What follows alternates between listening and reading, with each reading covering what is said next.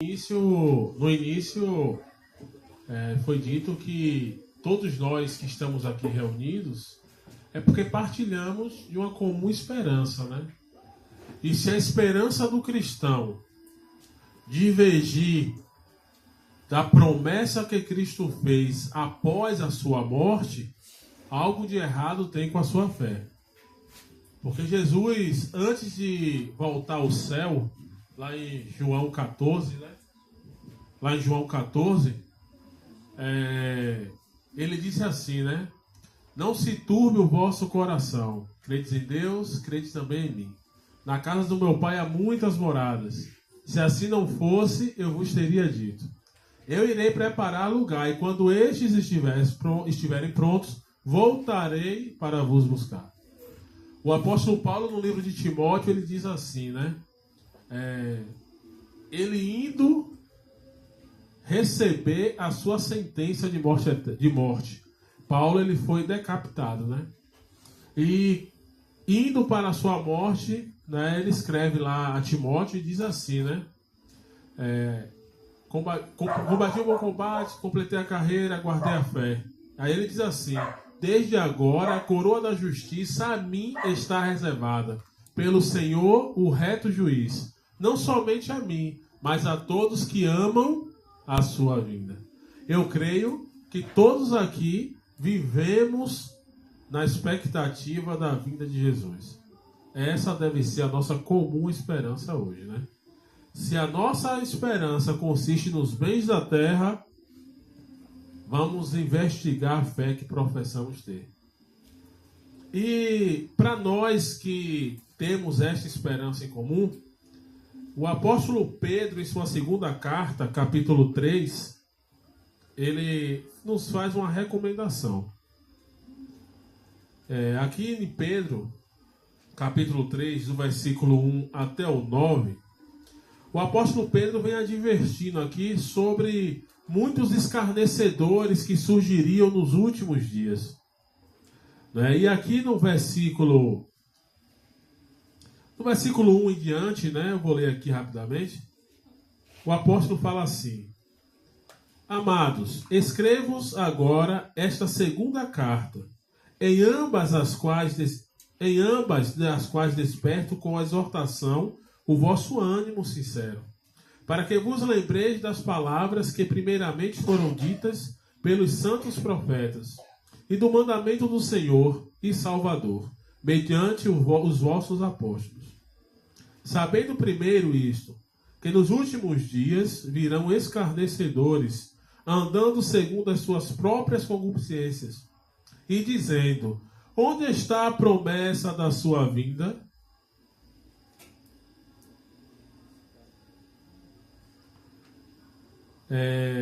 Porque desde que os pais dormiram, todas as coisas permanecem como desde o princípio da criação. Percebem, gente? Acontece isso hoje. Isso é uma realidade hoje. Nós vivemos nessa expectativa e muitos se levantam. Isso aí, minha bisavó já falava isso para minha avó. Minha tataravó já falava isso para minha bisavó. Todas elas já morreram. E as coisas permanecem como estão. O que vai acabar é as pessoas. Na verdade, muitos zombam disso. E muitos desanimam por causa disso. Aí o apóstolo Pedro, ele vem aqui exortando o ânimo de todos nós. E lá no versículo 8 até o 9, aí Pedro fala assim, ó: Mas, amados, não ignoreis uma coisa, que um dia para o Senhor é como 1000 anos, e 1000 anos como um dia. O Senhor, ele não retarda a sua vinda, como muitos a têm por tardia, mas ele é longânimo para convosco, querendo que ninguém se perca, senão que todos venham ao arrependimento. Percebe, gente, o porquê Jesus ainda não veio? Jesus, ele é longânimo. É necessário que a pregação do evangelho seja realizada, porque o arrependimento, ele só vem mediante a pregação. Mas eu quero que vocês entendam o seguinte: arrependimento é mudança da mente. As pessoas confundem muito arrependimento com conversão. Conversão é mudança de rumo. Arrependimento é mudança da mente. Mas de que maneira o arrependimento é gerado? Como é que o arrependimento é gerado? Muitos acham que é pela força da influência, né? Eu mesmo, particularmente, já vi muitas pessoas. Sai dessa vida, meu irmão. Não é? Se arrependa, Deus quer te salvar. Tu vai pro inferno se tu ficar aí. Sabe? Esse terror psicológico, para muitos, é o que vai convencer o outro a se arrepender. Mas será que é isso que a Escritura diz? Pode observar. A gente costuma abordar muitas pessoas nas ruas. A gente faz muito trabalho missionário. E a gente vê, rapaz, uma certa vez, um senhor aleatório, ele veio vendendo umas canequinhas que ele fez de latinha. Um senhor bem idoso. E ele me vendeu eu aproveitei a oportunidade e falei desse evangelho para ele. E ele, gente, ele é membro de uma... Eu nem lembro mais onde é que ele congrega. A gente também aqui não levanta a bandeira nem contra nem a favor de nenhuma religião. Inclusive aqui nós temos irmãos católicos, como eu falei no início, né? Batista, assembleano. E quando eu falei da salvação, que por meio da obra que Cristo realizou na cruz do Calvário, ele estava salvo, e que nenhuma condenação, que nenhuma culpa de pecado pesava sobre ele, esse senhor começou a chorar. Percebeu que aquilo que eu estava falando foi a primeira vez que ele ouviu na vida. E ele chorou. E nunca mais eu vi aquele senhor. Nunca mais eu vi. O que eu espero é que tenha crido. Né? Agora, meus irmãos, aqui na carta de Romanos, Paulo, Romanos, capítulo 2, versículo 4, Paulo, ele nos diz o que é que gera o arrependimento no ser humano. O contexto aqui, Paulo dá uma resposta aos irmãos da igreja aqui, que estavam condenando o outro. Eles faziam algo, outro não fazia, e eles se gloriavam e criticava, condenava, cobrava do outro. Ah, porque eu faço, eu vou cobrar, exigir dele. Não é? Aí Paulo vem aqui e dá essa resposta no versículo 4. Ele fala assim, ó: ou desprezas tu a riqueza da sua benignidade e paciência e longanimidade, ignorando que é a bondade de Deus que conduz o homem ao arrependimento. Agora, já sabemos o que é que produz o arrependimento. Agora sabemos qual bondade de Deus é que conduz o arrependimento. Porque eu posso perguntar a vocês assim: por que Deus é bom? Alguns podem falar: porque Ele me livrou de uma doença. No passado eu estava internado na UTI e Deus me tirou de lá. Ele é bom por isso. Ah, Ele é bom porque me deu emprego. É bom porque eu conquistei minha casa própria, meu carro. Não é? Já ouvimos muito isso. Mas será que Deus é bom por isso? Deus é tão mesquinho assim, que sendo Ele eterno, ia te dar uma casa que daqui a 10 anos, ou menos, já precisa ser reformada? Ou bem para uns e mal para outros. Não é? Ou de ter uma casa, tu e outros estão ali dormindo debaixo da ponte porque não tem onde morar? Será que é essa bondade aí que vai conduzir o homem ao arrependimento? Não é, meus irmãos. Não é. No livro de João, capítulo 3, versículo 16 e 17, o apóstolo ali expõe em que se consiste a bondade de Deus. E quando o homem é exposto a ela, aí sim, há poder para gerar o arrependimento no homem. Lá é dito assim, ó, vocês conhecem: Deus amou o mundo, olha a bondade de Deus.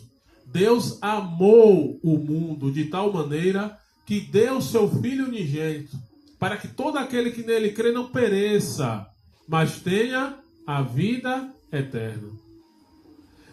Deus enviou o seu Filho ao mundo, não para condenar o mundo, mas para que o mundo fosse salvo por ele.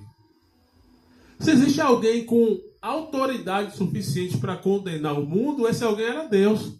Mas o mundo já estava condenado. O mundo não precisava de ninguém mais para sentenciar isso a eles. Falamos no início, nosso primeiro pai pecou, né? Por um só homem veio o pecado, e o pecado passou a todos os homens, porque todos pecaram. O que o mundo precisava era de um Salvador, e Deus levantou-se do seu trono e manifestou o seu amor ao universo, se fazendo ele homem. E como homem, ele nasceu, e com poucos dias de vida, gente, de 2 anos para baixo, o rei Herodes autorizou uma caçada para matá-lo. Imagine só. E aquela matança de crianças de 2 anos para baixo, aquela coisa assombrosa. Jesus foi crescendo, crescendo, e contrariando as tradições da época. Naquela época, se uma pessoa padecia de fome, tinha que passar fome porque ele pecou. E aquela situação ali era um pagamento por isso. Jesus vinha, deixava de comer e dava a essas pessoas. E eram criticados pela sua própria família por isso. Ele via a pessoa padecendo sede, deixava de tomar água e dava a essa pessoa. E assim ele foi crescendo em obediência à santa lei de Deus, dando à lei tudo aquilo que ela exigia do miserável homem pecador, e que o pecador nunca foi capaz de dar. Veio Jesus, o Deus homem, e deu. E iniciando o seu ministério, realizando curas, milagres e prodígios, o que foi que disseram sobre ele? Ele faz tudo isso aí por intermédio de quem? De Beelzebu, o maioral dos demônios. Agora imagina só, lá Isaías diz assim, que ele viu o trono de Deus no céu, e os anjos que tinham 6 asas, uma cobria o rosto, o corpo, e com 2 voava. E esses anjos exclamavam: Santo, Santo, Santo é o teu nome. Aí vem para a terra e sofre a ignominia, a perda do seu bom nome. O nome santo foi agora blasfemado, chamado de Beelzebu. Imaginem só vocês. Crescendo, seu ministério em andamento, levantaram uma falsa acusação contra ele e um julgamento injusto, às escondidas. Cuspiram no rosto dele, deram um soco no rosto dele e falavam: profetiza aí quem foi que te bateu. Imagine. Por fim, o coroaram como rei. Mas a coroa que ele recebeu, gente, não foi uma coroa de glória, não. Foi uma coroa de espinhos.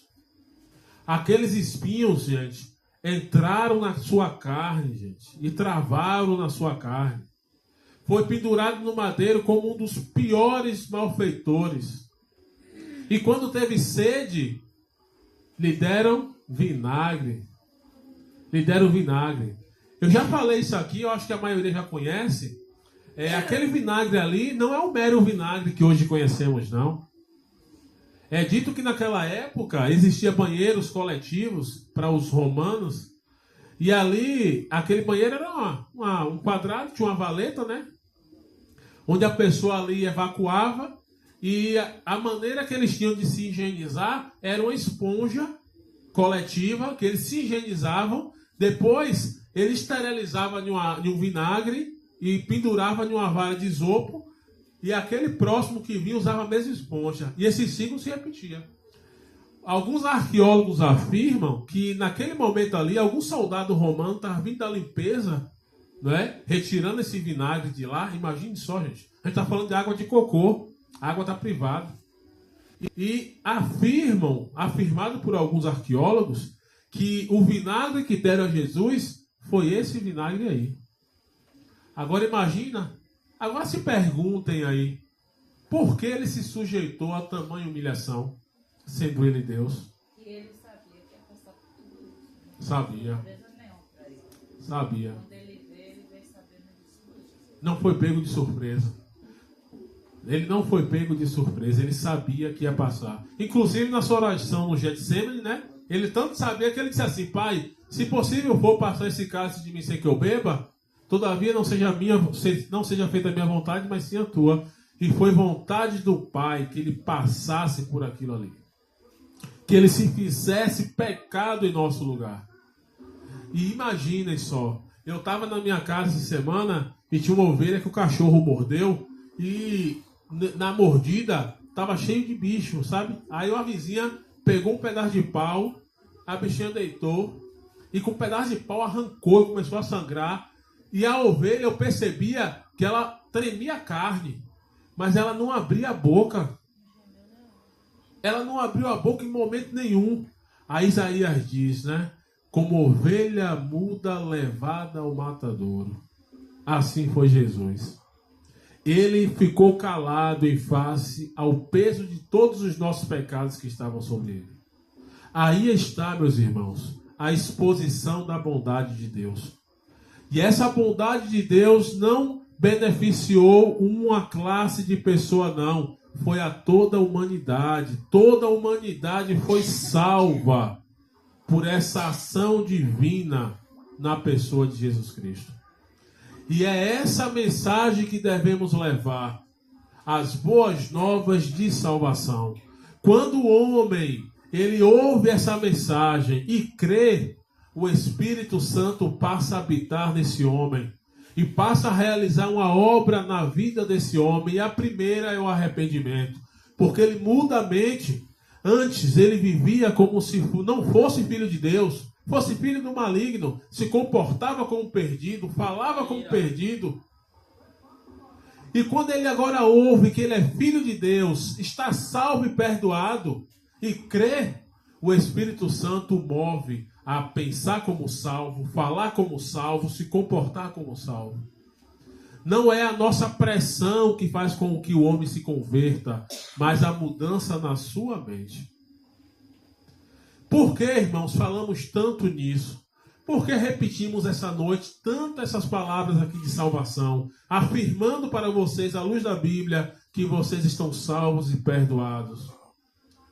É porque não adianta, irmãos, ter em comum esperança a volta de Jesus sem essa certeza. É a chave. Não adianta. Porque Jesus, a primeira vez que ele veio à terra, ele veio como ovelha muda. Onde judiaram, trepudiaram, maltrataram, torturaram, mataram, e ele não abriu a boca. Mas a segunda vez, ele vai vir como Rei dos Reis, Senhor dos Senhores. Ele vai vir com todo o poder e majestade e autoridade que está sobre ele. E ele vai vir com ira. Foi lido aqui por Iracildo, lá em Tessalonicenses 1, 6 em diante. Ele virá com labareda de fogo, tomando vingança sobre todos aqueles que não obedeceram o seu evangelho. Ele não vai vir como cordeiro. Muitos dizem assim, a gente pergunta, você está salvo, irmã? Ah, Deus é que sabe. Só naquele grande dia é que a gente vai saber. Naquele grande dia, vocês acham que vai haver misericórdia naquele grande dia? Se existe uma coisa que não vai haver quando Jesus Cristo voltar, é misericórdia. Não vai haver misericórdia para ninguém, gente. A única coisa que vai haver ali é a aplicação da justiça. A primeira vez que ele veio e aplicou a justiça e a misericórdia. Justiça porque ele, como homem, deu à lei aquilo que ela exigia. A sua obediência ativa e passiva. Ativa porque ele não transgrediu nenhum dos seus mandamentos. Passivos porque ele, como nosso substituto, ele assumiu o nosso lugar na condenação de morte eterna.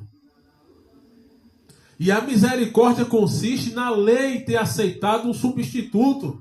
Ele veio como nosso substituto e conquistou tudo para nós. Agora, quando ele vier, quem for ser achado no uso, o que é que Paulo diz lá em Coríntios?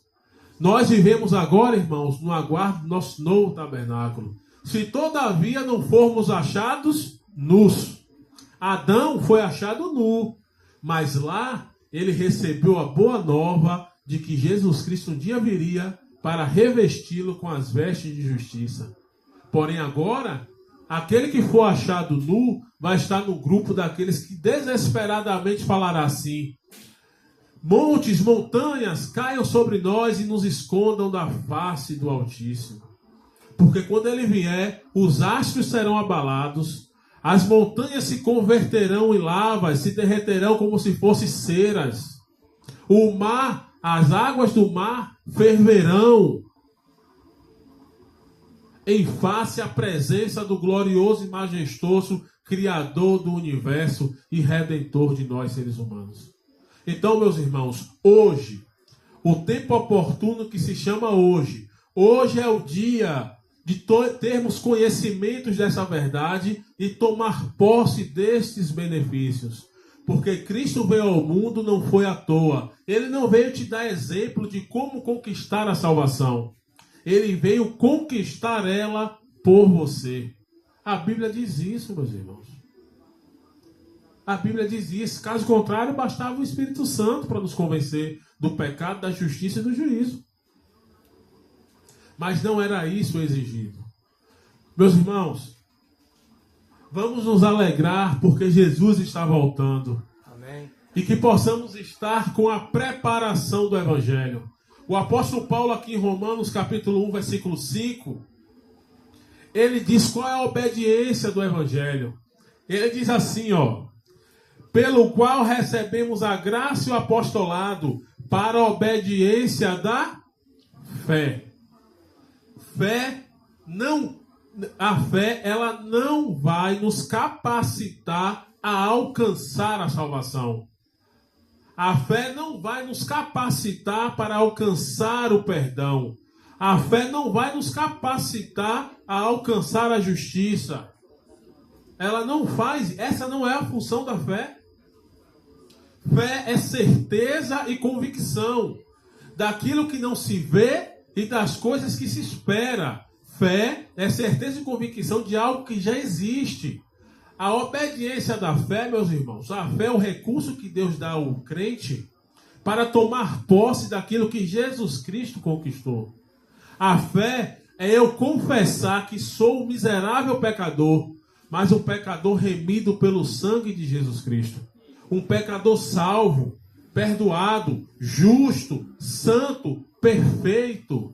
Tão perfeito quanto o próprio Cristo é. Não sou eu que estou falando isso não. É a Bíblia que fala.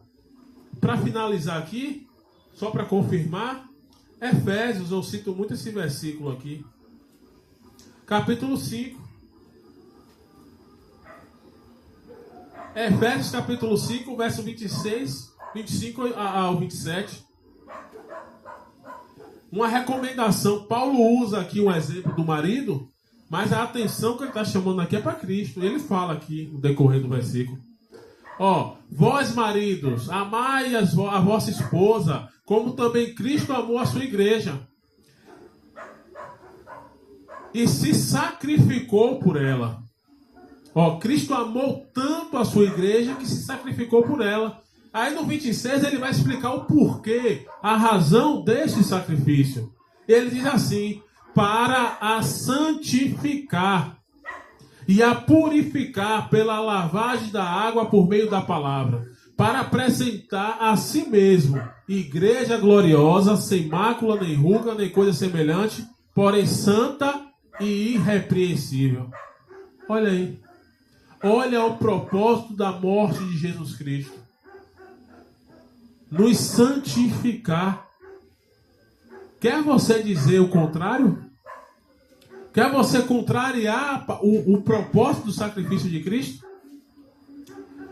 Se acha você mais capaz de alcançar esses benefícios do que Cristo? Ele está apresentando cada um de vocês, irmãos, ao Pai, como a sua igreja, a sua propriedade particular, como diz Pedro. Uma igreja santa, sem culpa nenhuma de pecado, mas sim uma igreja que foi separada para Deus. Uma igreja perfeita. Não que haja em nós perfeição, viu, gente? Não é isso que a gente está falando, não. Em nós não habita bem nenhum, já disse Paulo. Em nós não há perfeição, mas sobre nós está a justiça perfeita de Jesus Cristo. Sobre todos nós que cremos está a perfeita justiça de Cristo. E é o cheiro dessa justiça que chega às narinas do Pai e te torna aceitáveis diante do trono de Deus.